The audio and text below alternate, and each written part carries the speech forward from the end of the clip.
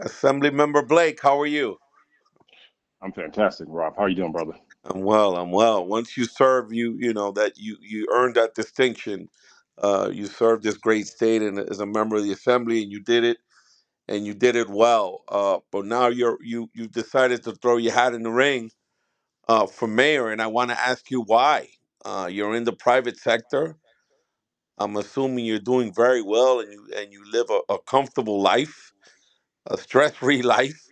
Why throw your hat in the ring, right? Why give Is all that up to run for a job that's after being president is the hardest job in America? because I love my city too much to sit on the sidelines. That Well, I've go ahead. I've been look I've been blessed, right? I served in the assembly for 6 years, and we helped a lot of people through the My Brother's Keeper program and through prompt pay bills and other work.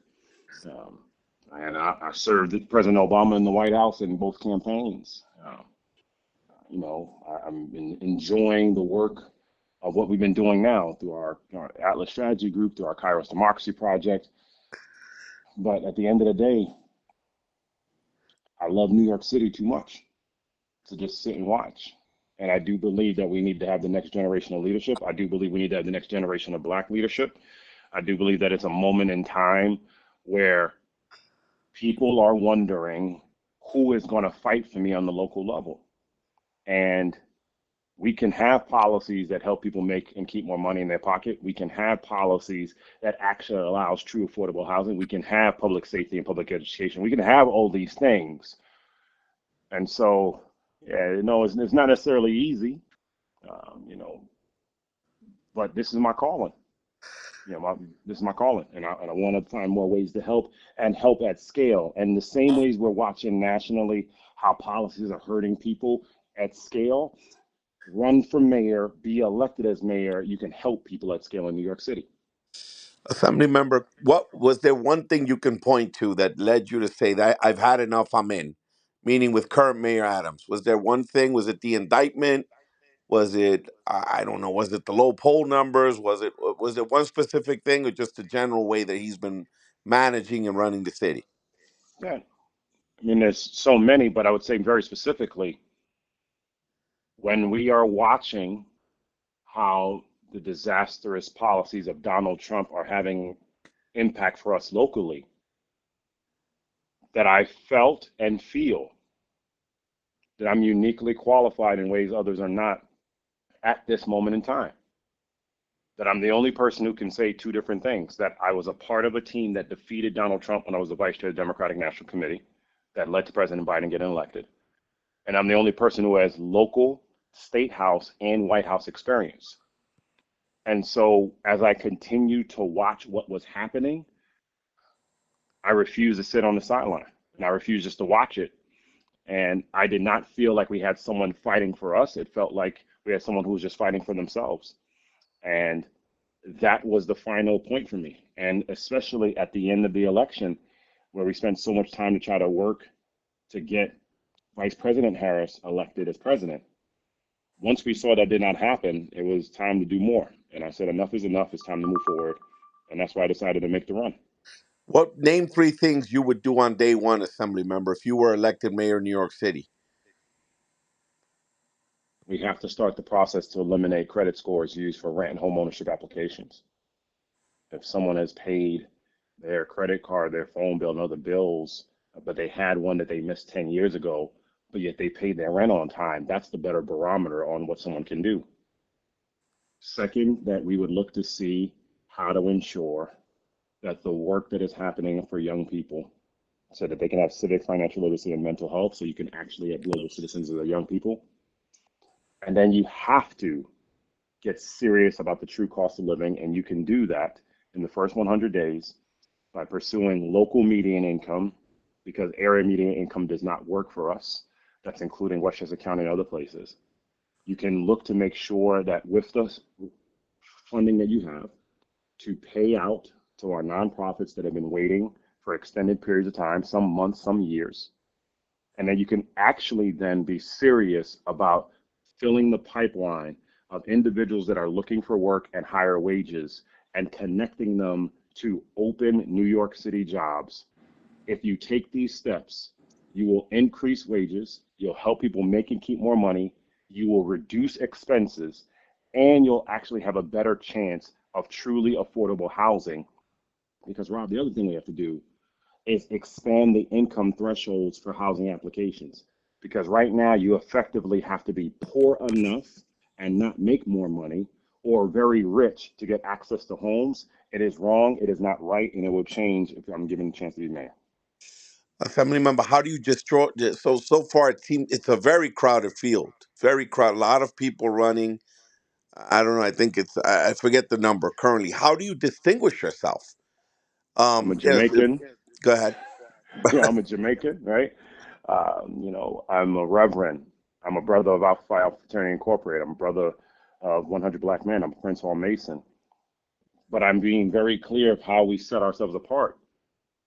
Every day, when you are exhausted about what's happening in DC, you have to ask yourself, who is the fighter with a plan and a vision to counter what's happening in DC? And to do that, you need someone who's actually defeated Trump. You need someone who actually has national experience, and you need someone who can show you how they can pay for their plans. And what I am saying very clearly is that we can pay for this vision. We can recoup the unclaimed fees and fines, about $2 billion in the city. You can have a vacant apartment tax for the individual who is not living here as a primary residence. You can look at serious property tax reform that has to happen, including exemptions that need to be removed. You take those kinds of steps, you're showing people how you're paying for this. And so, to your question about what makes me stand out, I know what needs to happen at all three branches and all three levels to be successful immediately, while equally saying very clearly, this is how we address the true cost of living, so that if there's one thing you're trying to think about, how do I help you make and keep more money in your pocket while reducing expenses? Michael Blake is that candidate, and others are not. Assembly member, let me play devil's advocate for a second. You gonna say that to a pastor? Come on, man. But Yeah, okay, yeah. I'm just messing with you. No, yeah, no, no. I'll ask for penance and forgiveness after this interview. There you go. There you go. There you go. Poor choice of words in front of a but No, no, you no. know It's where all I'm good. going with this. Quite I honest, do. let's say somebody, the average person who does not want the status quo says, "Hey, assembly member, you've run in the past citywide.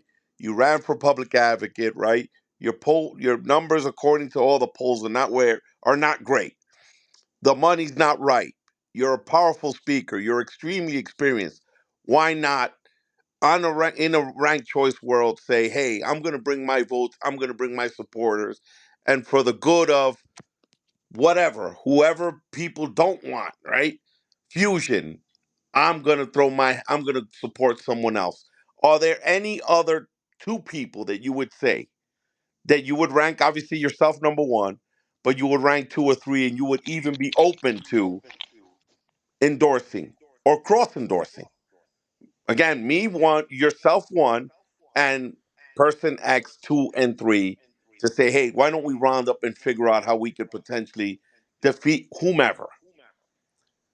Well, I first have not decided who I would rank other wise on the ballot beyond me, but I will equally say that 4 years ago you had a scenario where you had Catherine Garcia, who was at 4 to 5% essentially a month or so before the election, and then only lost by less than 1%. You had a scenario with Mayor de Blasio, who was essentially at 4 or 5 points and then had a late breakout. I think most people are not paying attention seriously. I think most people are still learning about who the candidates are, most of which is name recognition. And quite frankly, even the people who started well before me, they spent more time running for mayor while I was spending time trying to get Kamala Harris elected. If we would have had Kamala Harris as president, we wouldn't be in the mess that we're in right now. And so, even with that, you pretty much only have two people even polling in double digits. Everyone is trying to find their breakout. And so, we have not had debates. We have not had moments where people are fully paying attention. We will have those moments where people can then see the clear difference.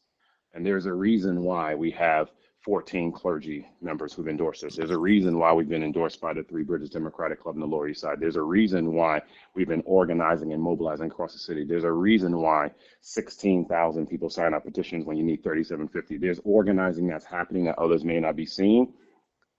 And at the end of the day, it will come a point where people can start to see the differences. People will really start focusing in. And at that point, we do believe there'll be that moment where that break will happen for us. And we'll do what Assembly, we need to do to be ready. Assembly member, who would you not rank?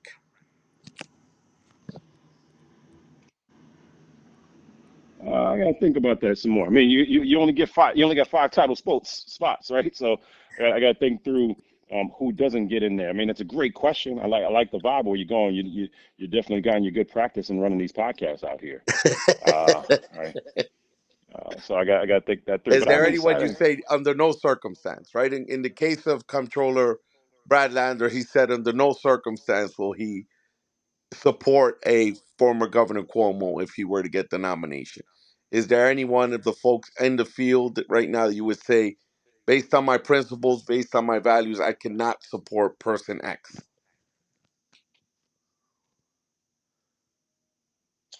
things change throughout the course of an election. So at this exact moment, it would be hard for me to say there is someone that is running in the Democratic field.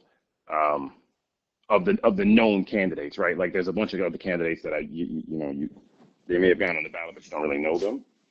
That that I would say under no circumstance would I rank that person. I think that there's very few that I could say in that space.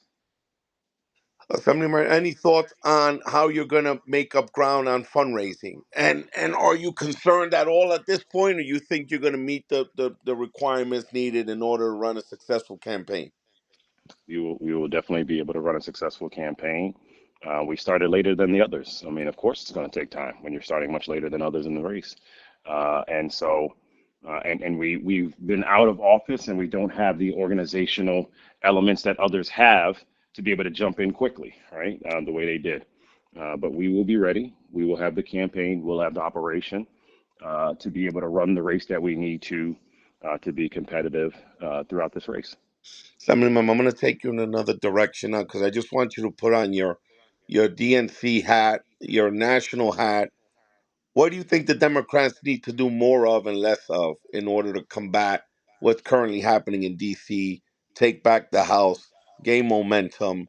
Um, three things the party needs to do more of, and three things you feel they need to do less of. In order, how do regular No, no, people, I right? get, yeah, yeah, and I think, look, you have to be much clearer to communicate why we are good and not just why Trump is bad.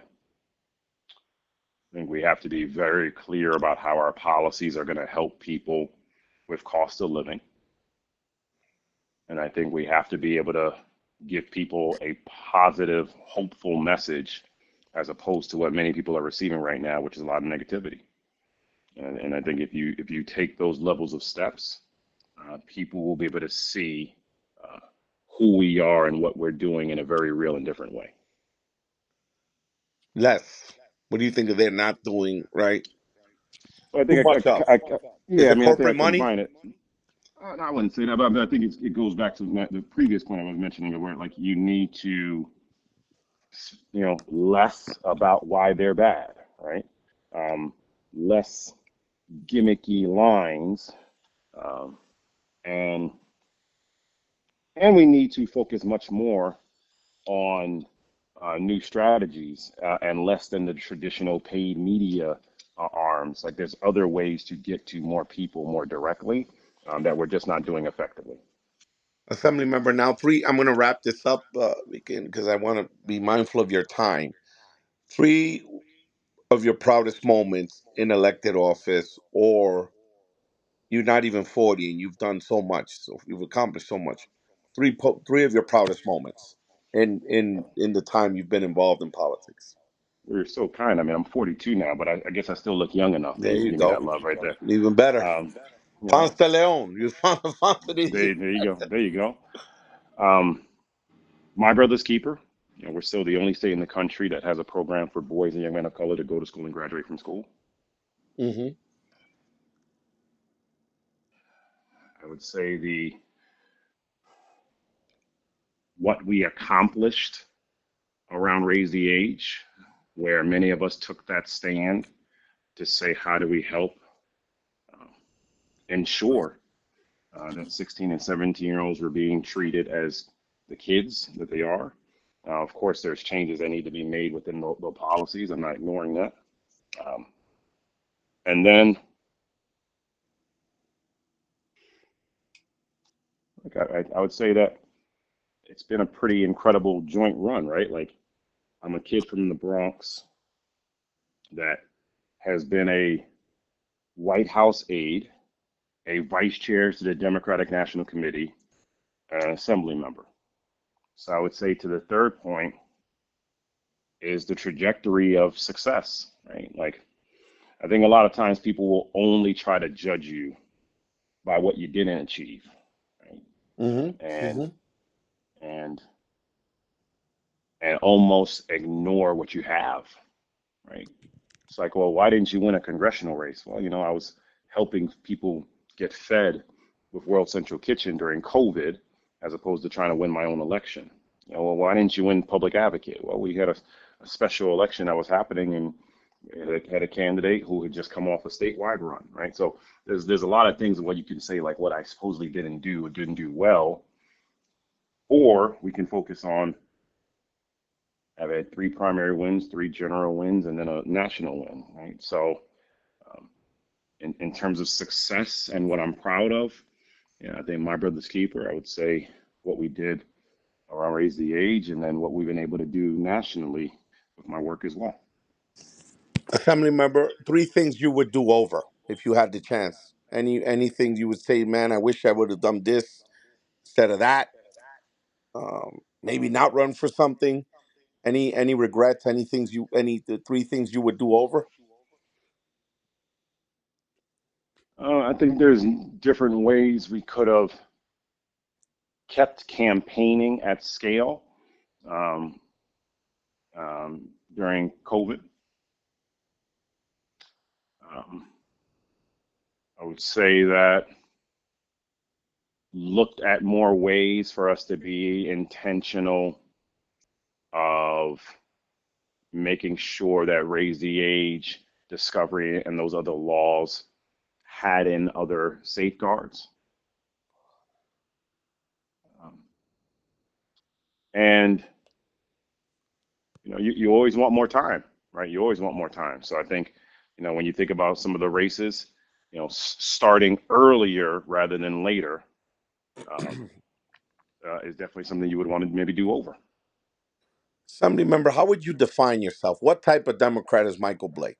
Would you consider yourself a moderate, a progressive? Now that everyone wants a label, where if you're anti PD, anti real estate, you check the box supposedly as a progressive. How do you define yourself? What type of Democrat is Michael Blake? Democrat who gets things done. Great answer. Assembly member, look, you've been generous with your time. Anything you want to add to the conversation that I forgot to ask you that you want to mention? I just appreciate what you're doing, using these platforms for good. Grateful for you. And, if people are looking for a new vision, we're ready to give that to them. So, Blake, FORNYC.com, so you can see what we're about to make happen. If you want to believe in something different, we're ready to rock with you. Family member, thanks again for your time. Continued success, and God bless you. It's Holy Week coming up, so at least for us Christians and Catholics, so it's a big deal for us. So again, continued success and all the best to you. All the blessings to you, brother. Appreciate you.